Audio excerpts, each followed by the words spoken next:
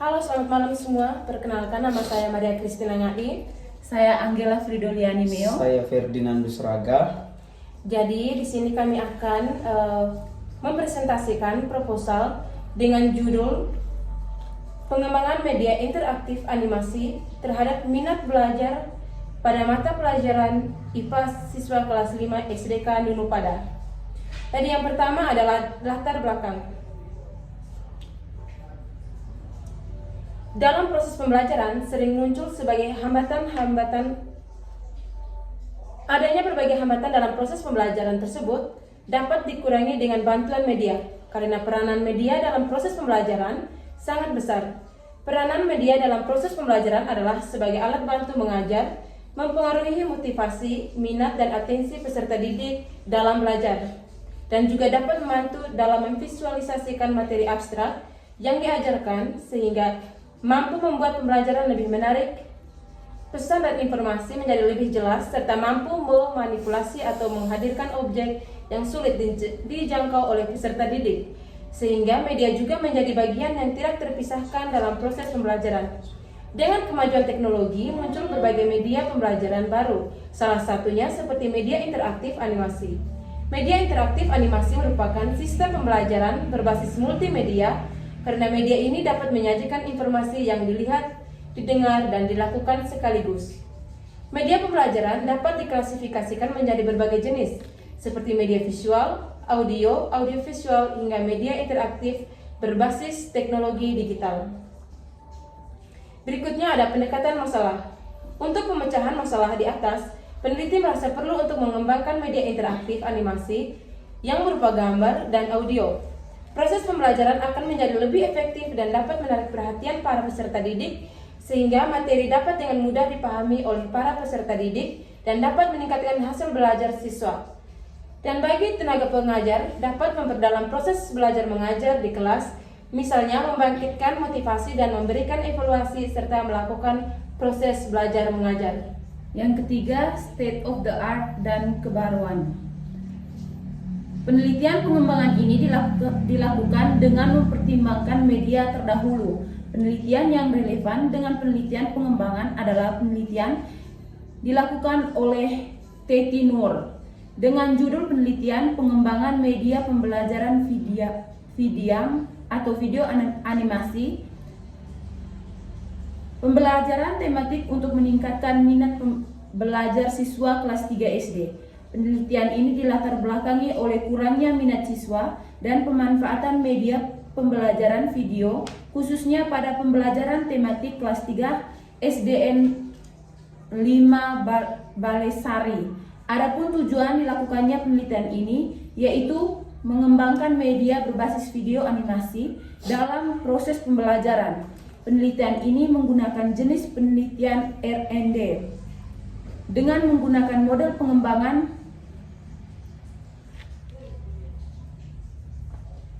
ID.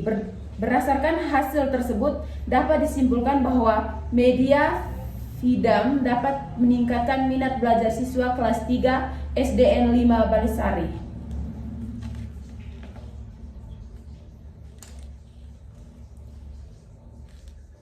Baik, yang berikut ada tinjauan pustaka. Yang pertama, hakikat belajar dan pembelajaran. Belajar merupakan proses di mana manusia mencari pengalaman untuk terus bertahan hidup. Menurut Kasan 2022, belajar adalah perubahan disposisi atau kemampuan yang dicapai seorang melalui aktivitas. Ini berarti belajar adalah suatu proses yang menghasilkan perubahan pada diri individu, baik dalam pengetahuan, keterampilan, maupun sikap sebagai hasil dari pengalaman dan interaksi dengan lingkungan.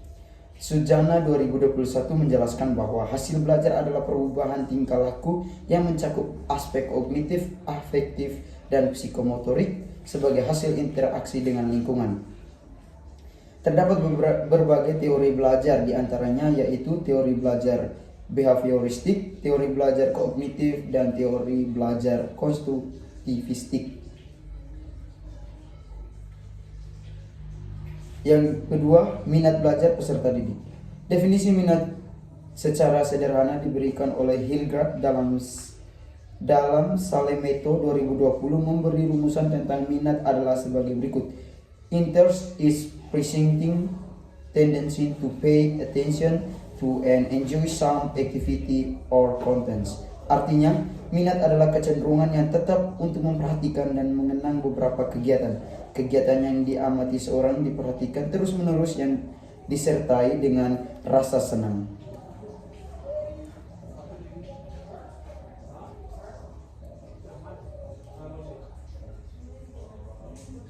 Faktor-faktor yang mempengaruhi minat belajar. Pengertian sederhana minat adalah keinginan terhadap suatu tanpa ada paksaan. Minat belajar seorang peserta didik memiliki faktor-faktor yang mempengaruhi minat belajar yang berbeda-beda. Berikut faktor minat belajar menurut Syah 2024. 1. Faktor internal.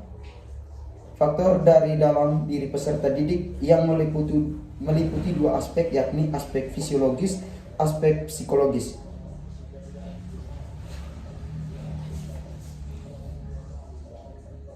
Yang ketiga, media pembelajaran.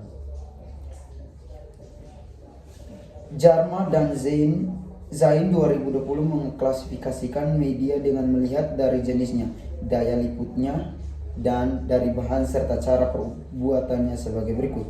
1. Dilihat dari jenisnya. A. Media auditif. B. Media visual. C. Media audiovisual. Kedua, dilihat dari daya liputannya.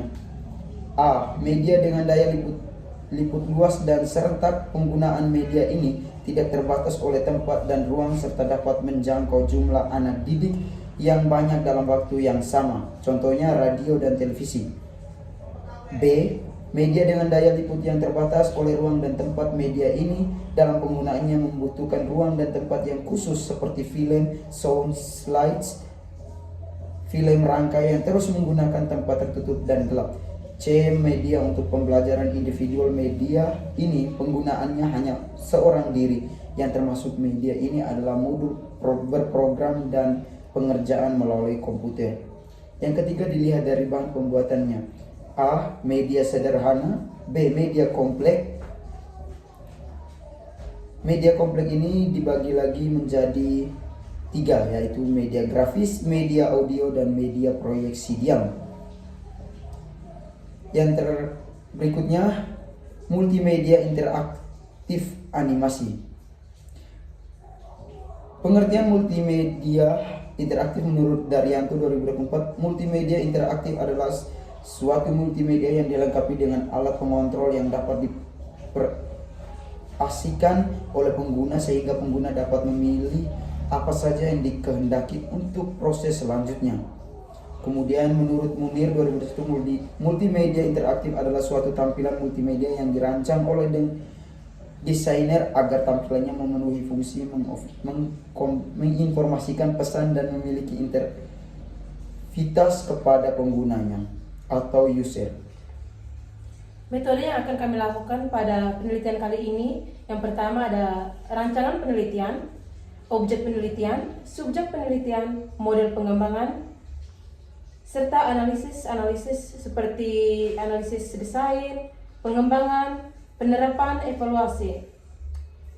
Metode yang kami gunakan adalah metode penelitian metode deskriptif kualitatif, di mana data dikumpulkan melalui kajian literatur.